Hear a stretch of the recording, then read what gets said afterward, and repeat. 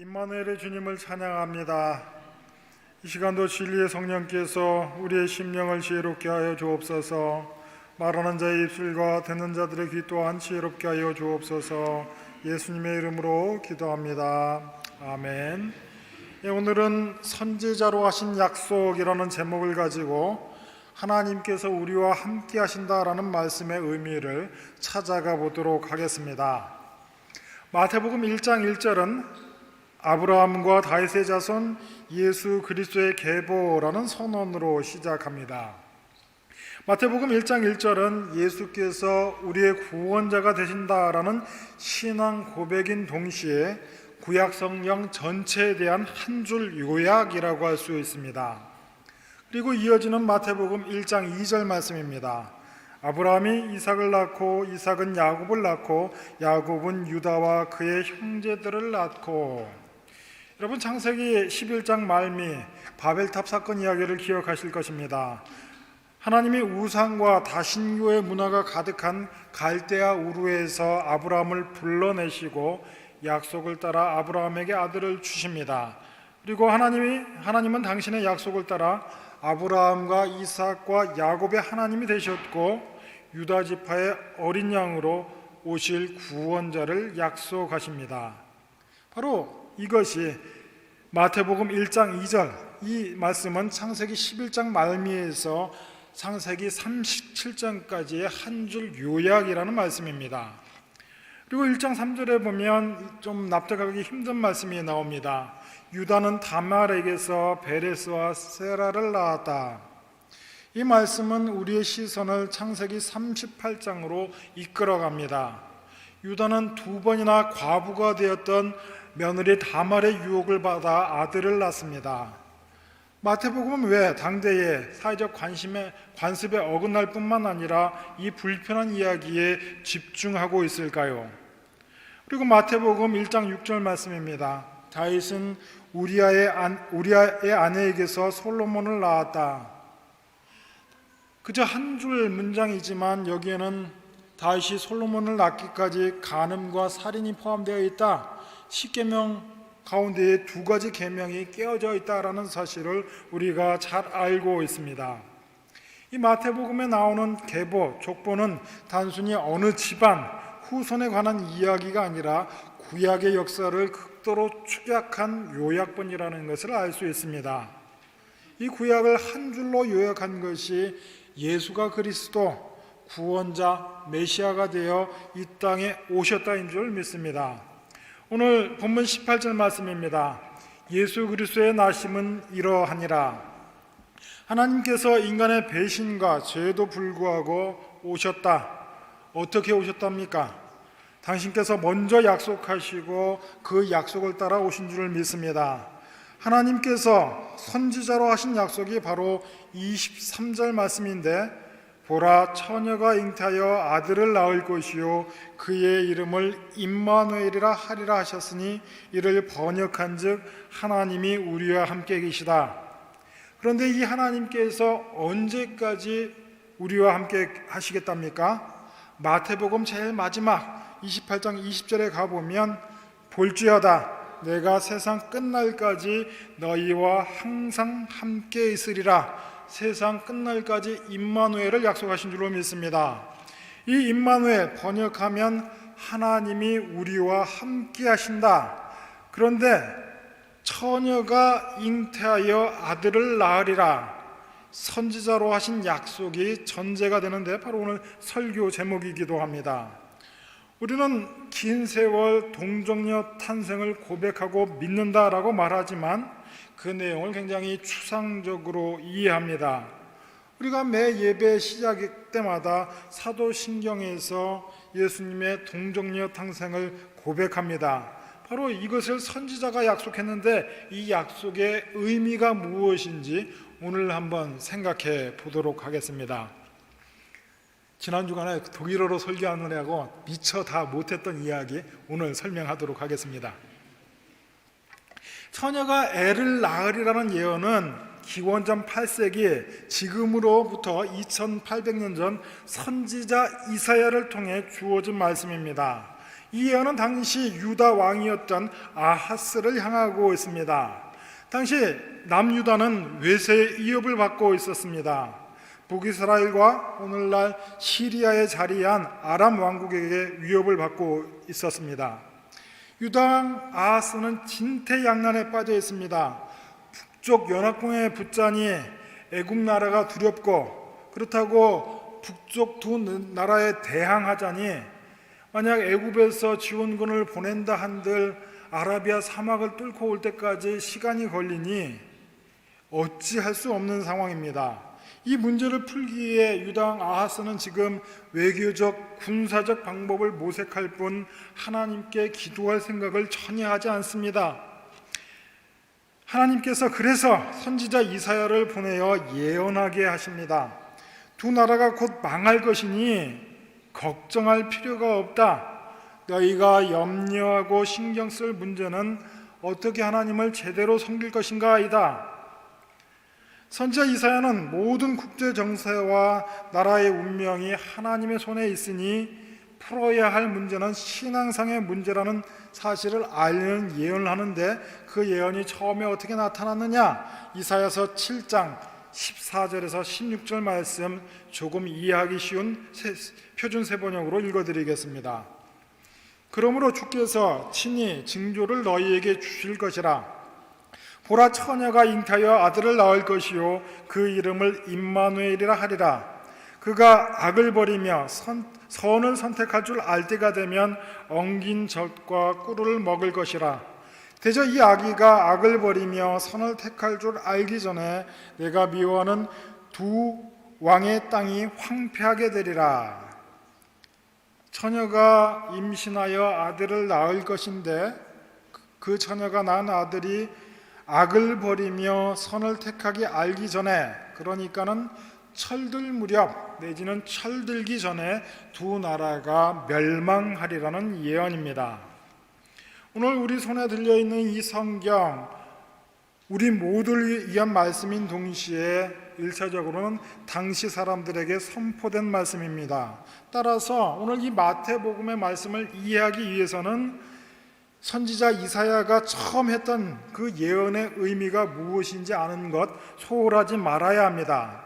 선지자 이사야가 처녀가 애를 낳는다라는 뜻은 바로 이것입니다. 남왕조 유다를 위협하는 그 두 나라가 곧 멸망할 것인데, 그때가 언제냐 하면 아직 시집가지 않은 여자가 하나 있다. 그 여자가 시집을 가고 그 후에 애를 낳고 낳은 그 애가 어느 정도 자라 철들 무렵이 되면 하나님의 예언이 이루어질 것이다, 이 이야기를 합니다. 그런데 이 처녀가 몇 살인지 우리는 알지 못합니다. 고대 사회였으니 10대 후반이었을 수도 있고 아니면 20대 초반이었을 수도 있습니다. 처녀가 시집을 가려면 어떻게 해야 합니까? 우선은 신랑감을 정해야 하고 혼인이라는 절차를 밟아야 합니다. 그리고 애가 들어서고 애가 낳을 때까지는 시간이 소요될 것입니다. 그리고 낳은 아이가 철이 들어야 하니 대략 20년 남짓 필요하지 않을까 싶습니다. 그런데 실제 역사에서 아시리아 제국이 쳐들어와 북이스라엘과 아랍 나라가 망하게 됩니다. 722년, 기원전 722년 북이스라엘의 멸망으로 이사야의 예언은 실제 역사 가운데서 성취되게 됩니다. 그런데 처음 이 예언이 있고 800년쯤 지나 신약 시대에 와서 순서가 뒤바뀌는 방식으로 이 예언이 다시 한번 성취가 됩니다. 무슨 말이냐 하면 처녀가 아직 결혼하지 않아 애를 낳을 수 없는 상황인데 먼저 애를 낳아버리는 일이 역사적인 사건으로 일어나게 되었습니다. 우선은 처녀가 혼인하고 애가 들어서고 출산하기까지 시간이 필요한데 순서가 뒤바뀌며 애가 먼저 들어서고 요셉이 마리아를 데리고 오는 일이 일어났다. 그 이야기를 지금 마태복음 1장이 하고 있는 것입니다.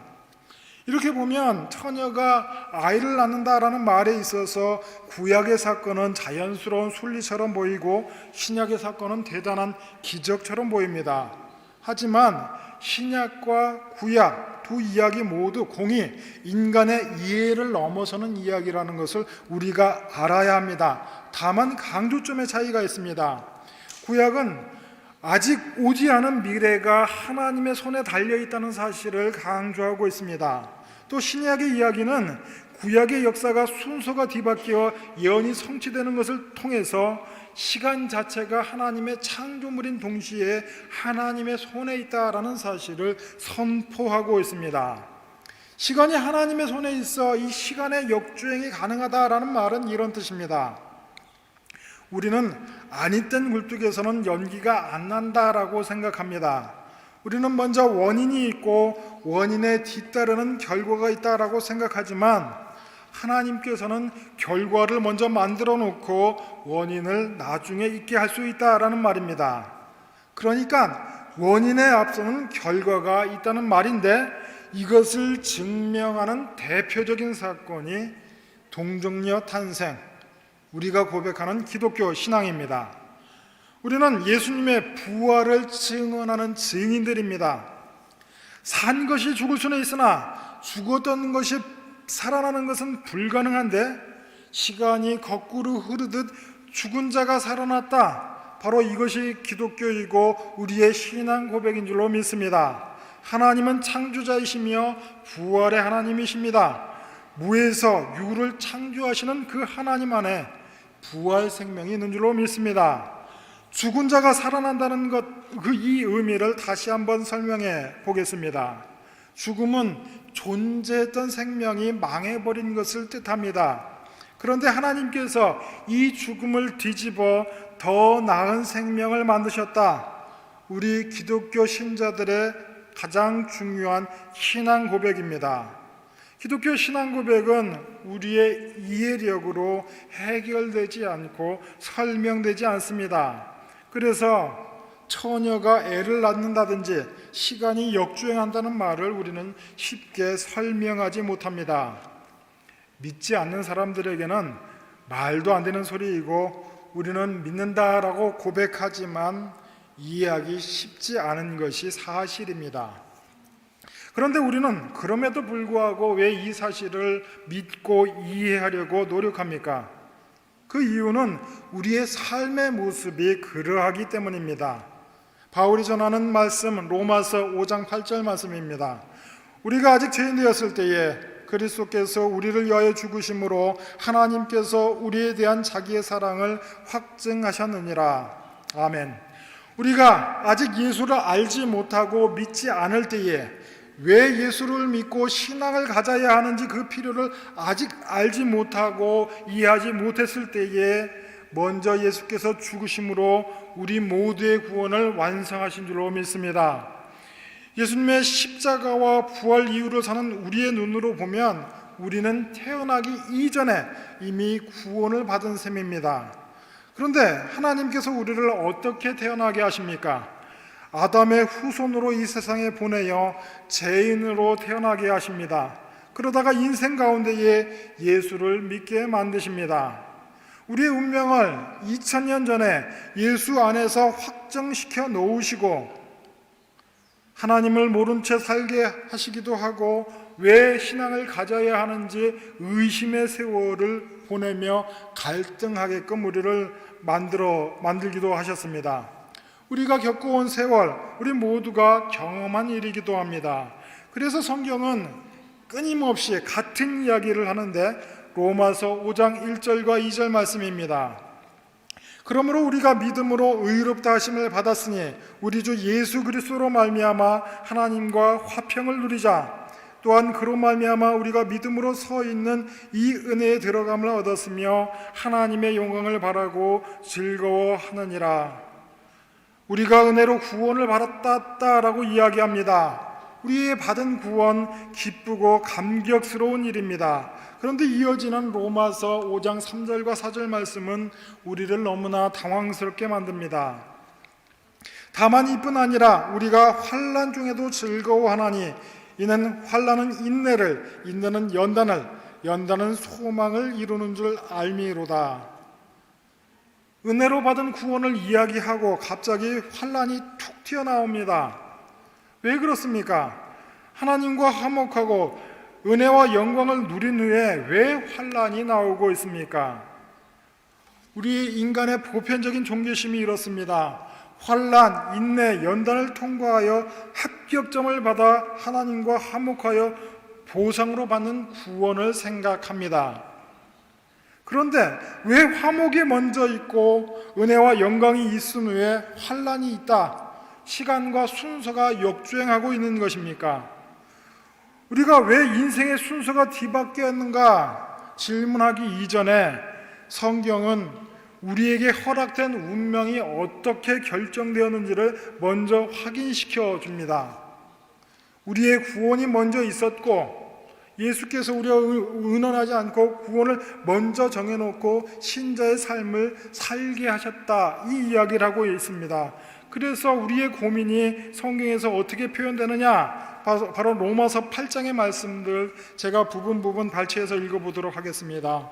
성령도 우리의 연약함을 도우시나니 우리는 마땅히 기도할 바를 알지 못하나 오직 성령이 말할 수 없는 탄식으로 우리를 위해 친히 간구하신다.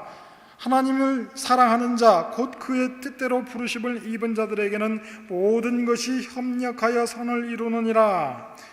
어떤 피조물이라도 우리 주 그리스도 예수 안에 있는 하나님의 사랑에서 끊을 수 없느니라.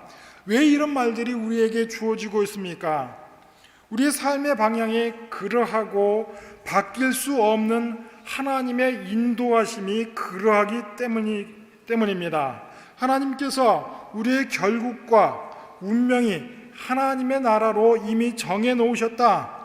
하나님의 나라로 인도되어지는 우리의 운명은 어느 누구도 바꿀 수 없다. 그러나 각자에게 주어진 인생을 신자답게 살아내라고 말씀하고 계십니다. 그러면 우리가 살아야 할 인생은 무엇입니까? 성경은 크고 작은 어려움을 겪으며 매 순간 신앙의 성숙을 이루고 가라고 이야기합니다. 그런데 우리가 신앙을 가지면서 기대하는 것과 성경이 말하는 것이 너무나 다르기 때문에 우리의 신앙이 다음 단계로 가지 못합니다. 우리가 성경이 약속하지 않은 것을 기대하는 까닭에 우리의 신앙 성숙은 언제나 더디게 일어납니다. 우리는 하나님께서 예수 그리스도를 보내어 우리를 구원해 주셨다는 사실을 분명히 알고 있습니다. 이미 구원을 받았지만 아직 완성되지 않은 각자의 구원을 우리 스스로 완성해야 가야 한다라는 말입니다. 우리는 힘들지 않고 어려운 일 만나지 않게 해주십시오, 주님께서 우리를 좋은 길로만 인도해 주십시오 기도하는데, 오늘 우리가 살펴본 이 로마서 말씀은 신자들 모두가 환난과 인내와 연단의 과정을 통과해야 한다라고 말하고 있습니다. 왜 그렇습니까? 하나님께서 일하시는 방법이 그러하시기 때문이라고 이야기합니다. 출애굽의 역사 우리가 너무나 잘 알고 있습니다. 하나님께서 그 크신 능력으로 애굽 나라를 치셨고, 하나님께서 그 크신 능력으로 바로를 꺾어 이스라엘 백성들을 광야로 이끌어내어 자유로운 자유민이 되게 만드셨습니다. 그리고 그들에게 하나님께서 이야기하십니다. 너희는 더는 종이 아니다. 너희는 나의 백성, 나의 자녀다. 자유하게 살아라.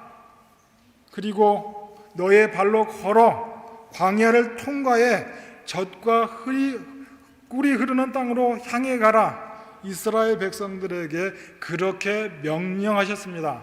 구원받은 백성이라고 해서 광야의 길을 걸어가는 그 과정을 생략시키지 않으셨다라는 말씀입니다. 또 성경은 이렇게도 이야기합니다. 히브리서 5장 8절과 9절 말씀입니다. 그가 아들이시면서도 받으신 고난으로 순종함을 배워서 온전하게 되셨은즉 자기에게 순종한 모든 자에게 영원한 구원의 근원이 되셨다, 이렇게 이야기합니다. 예수께서 우리에게 주신 구원 어떻게 이루어지셨습니까? 하나님께서 육신을 입고 오셔서 이 세상 속에서 시간을 통과하며 순종하여 고난 속에서 완성을 이루신 구원입니다. 하나님께서 인류를 구원하시기 위해 이 방법을 택하셨답니다. 예수께서는 하나님이시지만, 하나님의 본체이시지만 마리아를 통해 이 땅에 아기로 태어나셔 33년을 이 땅에서 사셨습니다. 그리고 십자가에 죽고 부활하셔 구원의 길을 여셨습니다. 예수께서는 하나님, 그분의 본체시지만 과정을 생략하지 않고 통과하셨습니다. 하나님은 예수께서 그리 사셨던 것처럼 동일하게 우리 모두에게 신자의 삶을 살라고 지금 말씀하고 계십니다. 고난의 길이지만 순종하고 따라오면 실패하지 않는 승리와 영광의 길이 있으니 그 과정을 우리 보고 통과해 오라고 말씀하시는 줄로 믿습니다. 세상에서 신앙인의 정체성을 유지하며 살아가는 것 너무 불편한 일인 줄 잘 알고 있습니다. 우리가 모든 것을 외면하고 유일하게 하나님, 바로 예수 그리스도에 천착하는 이유는 예수의 이름 외에는 다른 구원이 없는 줄을 알기 때문입니다. 그래서 사도행전 4장 10절 말씀입니다. 다른 이로서는 구원을 받을 수 없나니 천하 사람 중에 구원을 받을 만한 다른 이름을 우리에게 주신 일이 없음이더라. 바로 이것이 우리의 신앙 고백입니다. 구원을 받을 유일한 이름이 바로 예수 그리스도인 줄로 믿습니다. 그분은 하나님의 아들이시면서도 고난으로 순종함을 배워서 온전하게 되신 온 인류의 구세주인 줄로 믿습니다. 다른 구원이 없습니다. 다른 구원이 없다는 것은 하나님이 구원하시는 모든 영혼들은 이 방법, 이 과정을 통과해서 각자의 구원을 완성해야 한다라는 말입니다. 이 사실을 성경이 반복해서 강조합니다. 이 길을 통과해야 한답니다. 이 길을 통과해야 되는 가장 중요한 이유는 예수께서 그리 걸어가신 길이기 때문입니다. 구체적으로 죄와 사망, 폭력이 위협하는 현실을 통과하는 것, 하나님은 방해물이 없고 걱정할 것이 없고 만사 형통하는 그 길을 허락하신 것이 아니라 우리가 경험할 수 있는 모든 부조리를 몸으로 뚫고 올 것을 요구하고 계십니다. 그래서 복음을 이렇게 정의합니다. 바울이 고린도 교회에 보낸 편지 고린도전서 1장 18절 말씀입니다. 십자가의 도가 멸망하는 자들에게는 미련한 것이요 구원을 받는 우리에게는 하나님의 능력이라. 그러니 우리는 왜 인생이 힘들고 고달픈지를 알아야 합니다. 우리가 만나게 되는 크고 작은 어려움과 고난, 하나님께서 우리에게 요구하신 것임을 알게 됩니다. 우리가 원망케 되는 일을 만나고 살아가며 불만하고 어려운 일을 경험하지만 이런 것들을 통해 하나님께서는 우리 신앙의 성숙을 만들어 가시는 줄로 믿습니다. 우리 아이들의 삶의 모습을 보면 우리 아이들의 삶의 모습에서도 우리가 배울 것이 많은 줄 압니다. 아이들 참 학교 가는 것 너무 싫어합니다. 그래서 방학만 손꼽아 기다립니다. 부모 입장에서는 왜 이렇게 독일에는 방학이 자주 있는지 한 6주 가고 2주 쉬고 애들이 집에 있으면 너무 힘들죠. 아이들 미처 하지 못한 숙제 때문에 걱정합니다. 이런 아이들한테 이렇게 이야기합니다. 야, 그렇게 하기 싫으면 숙제하지 말고, 야, 그렇게 가기 싫으면 학교 가지 말아라. 그런데 신기하게도 아이들은 숙제는 하기 싫지만 해야 되고 학교는 가기 싫지만 가야 한답니다. 왜 하기 싫은 숙제를 하는데, 왜 가기 싫은 학교를 가야 하는데, 숙제는 그냥 하는 거고 학교는 그냥 가는 거랍니다. 그런데 우리가 잘 알고 있지요. 아무것도 아닌 것 같은 그 일상의 반복들이 우리 아이들을 크고 자라고 성숙하게 만들어 갑니다. 우리 아이들도 그러할진데 우리는 어떤 기도를 합니까? 마치 아이들이 학교 가지 않게 해주세요, 숙제가 없는 세상에 살게 해주세요 하는 것과 같이 일상의 어려움과 문제들을 해결해달라는 그런 기도만을 올려드리고 있지는 않습니까? 천지의 창조주가 되시는 하나님 앞에 너무 사소한 기도의 제목들만 내놓고 있지는 않습니까? 학교에서 맨날 똑같은 것만 배우고 매일 하는 숙제가 거기서 거기인 것처럼 보이지만 그것들이 우리들의 아이들을 크게 만들고 성장시키고 있습니다. 어제와 다를 바 없는 오늘을 사는 우리 가운데에 하나님께서 함께 하신다, 임마누엘 하신다 약속해 주셨습니다. 하나님께서 매 순간 우리와 함께 하여 주신 줄로 믿습니다. 고난이 없는 삶이 아니라 하나님께서 우리와 함께 해 주시는 그 삶이 우리의 믿음을 이끌어가고 우리를 영광스러운 구원으로 이끌어갈 줄로 믿습니다. 우리에게 놀라운 그 임마누엘의 구원을 허락해 주셨습니다. 원래는 처녀가 시집가서 애를 낳아야 하는데 애를 먼저 낳고 시작해 주신답니다. 우리가 착하고 성실하게 받아 살아 구원을 얻는 것이 아니라 주께서 우리 모두를 먼저 구원해 놓고 신자된 인생을 살아가라고 말씀하십니다. 하나님께서 우리에게 말씀하시고 약속하십니다. 너희는 결국 내 곁에 오게 되어 있다. 실패하지 않는 인생을 살게 될 것이다. 그러니 하루하루를 진지하게 살아라. 매 순간 성실하게 살아라. 성장하고 성숙해 가라고 말씀하십니다. 그러면서 우리에게 이렇게 말씀하십니다. 꼭 1등하지 않아도 된다. 유명하지 않아도 된다. 굳이 1등하려고 유명해지려고 애쓰지 않아도 된다. 근사하지 않고 폼나지 않아도 되니 그저 하루하루 순간순간 너에게 주어진 일을 신자답게 감당하라고 말씀하십니다. 다가오는 한 주간 얼마 남지 않은 2022년 한 해의 막바지 다시 한번 임마누엘 하나님이 우리와 함께 하심을 확인하는 복된 성도들 되시기를 주의 이름으로 축원합니다. 하나님께서 우리에게 허락하신 우리의 가정이 임마누엘의 현장인 줄로 믿습니다. 하나님이 우리에게 허락하신 그 일터가 우리와 하나님께서 함께 해주시는 임마누엘의 현장인 줄로 믿습니다. 모든 순간 모든 자리에 하나님께서 우리와 함께 하심을 인하여 감사할 줄 알고 복된 대강전 주간을 보내는 복된 성도들 되시기를 주의 이름으로 축원합니다. 잠시 기도하겠습니다. 임마누엘의 주님을 찬양합니다. 우리가 경험하고 살아가는 그 자리에 우리와 함께 하시는 주님을 찬양합니다. 하루하루 살아갈 때마다 우리의 신앙이 성숙하게 하여 주옵소서. 일상의 감사가 우리 가운데에 차고 넘치게 하여 주옵소서. 예수님의 이름으로 기도합니다. 아멘.